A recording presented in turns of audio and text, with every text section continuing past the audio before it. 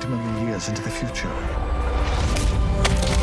Oh! The shepherd's boy says, there's this mountain of pure diamond.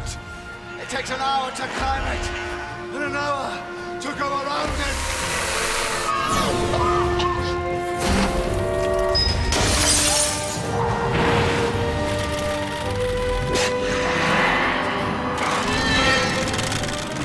52 million years.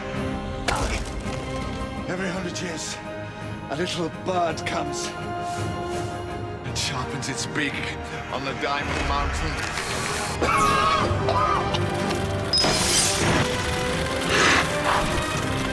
Nearly a billion years. And when the entire mountain is chiseled away, the first second of eternity will have passed! Well over a billion years. You must think that's a hell of a long time. 2 billion years. Personally, I think that's a hell of a...